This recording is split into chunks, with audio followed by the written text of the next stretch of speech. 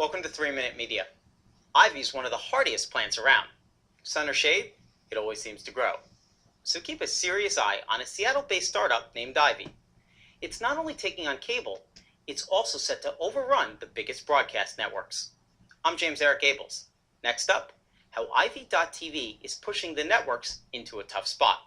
Keep watching TMM.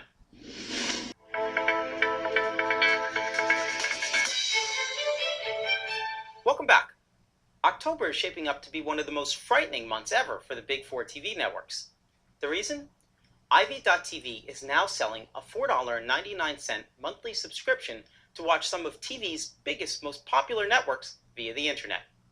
To do it, Ivy is retransmitting signals from local television stations based on a licensing scheme Congress created years ago for the cable industry. While it's already being sued for copyright infringement, the move may force TV's biggest networks to finally pick their fate. ABC, CBS, NBC, and Fox have dithered about it for years. While they all say they plan to keep distributing shows via local affiliates, they've also been building ways to send them to you directly over the internet. All four stream programming on their websites. 3 do so on Hulu, and CBS does it on TV.com. The approach has let the networks claim neutrality toward the internet's quickening attempts to connect to a TV set in your living room.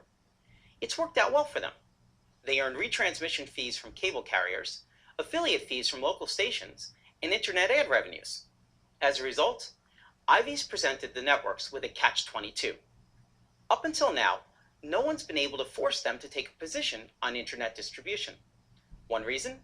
There's been no way for local stations to transmit their signals via the net en masse. Another reason? Even if there were, Ivy says many of them aren't allowed to use it.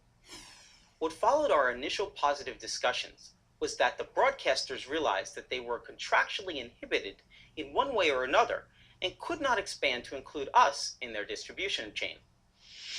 That suggests that while some of them may be suing Ivy for copyright infringement, another group of them have reason to join up. After all, with or without Ivy, tons of local stations are trying to reinvent themselves by broadening the number of places you can catch their signals. For example, a coalition of hundreds of stations just finished testing a new mobile technology in Washington, D.C. that broadcasts traditional television signals to a computer chip. If they can get enough device makers to build them into their gadgets, a lot more people can watch their signals on the go.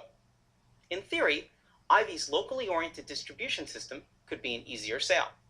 After all, people can already connect to the internet, and the company says its system will let local stations place all sorts of restrictions on who sees it. For instance, a Chicago station could block people from seeing it in New York. In other words, if Ivy wins in court, its approach could force the networks to let their local affiliates transition from broadcast stations to internet ones.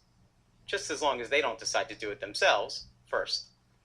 An honor and a privilege, folks. I'm James Eric Abels. Stick with TMM.